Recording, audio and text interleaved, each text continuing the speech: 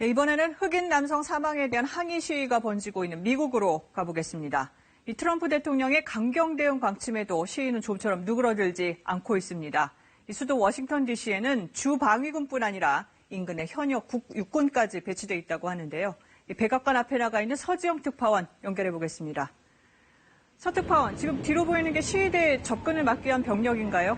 분위기 어떻습니까? 네, 그렇습니다.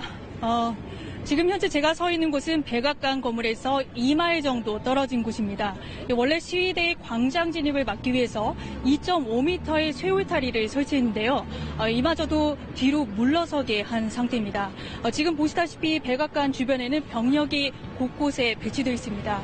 밤늦게까지 시위대의 항의 집회도 이어졌고요. 하지만 전날과는 달리 이 시위대의 집회 성격이 좀 달라졌습니다. 좀 더 평화롭게 바뀐 상황인데요. 그 상황은 직접 취재했습니다. 백악관 주변은 경계가 한층 강화됐습니다.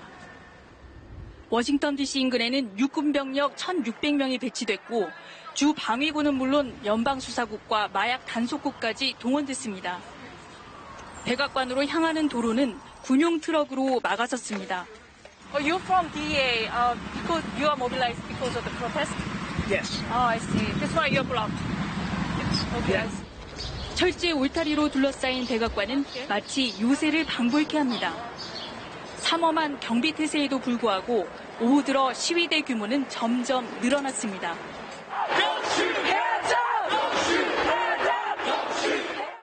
백악관 앞에서 시작된 시위는 링컨 기념관, 미 의회로 확대됐습니다. 일부 시위대들은 트럼프 호텔을 지나가며 경찰에 욕설을 퍼붓기도 했습니다. 하나 둘씩 무릎을 꿇는 사람들. 두 손을 들며 대치적인 경찰을 향한 외침은 공권력은 시민을 보호하기 위해 존재해야 한다는 것입니다. 이렇게 두 손을 든다는 것은 내가 상대방을 공격할 의지가 없다는 것을 의미합니다. 평화로운 시위를 하겠다는 뜻이자 경찰의 강경 진압에 항의하는 이중적인 의미를 담고 있습니다. 시위에 참가한 사람들도 바로 이런 점을 강조하고 있습니다. All these people out here are coming in peace. But even in the streets of America, we'll raise our hands in peace and they still shoot us. That's not right. 그러나 군대까지 동원해 진압하겠다고 한 트럼프 대통령의 강경 대응 방침은 시위대를 더 자극하고 있습니다. They're feeling like they have the right to just tear gas peaceful protesters, flash bomb media reporters. I don't know what's going on right now. The police are clearly unchained and need to be reckoned.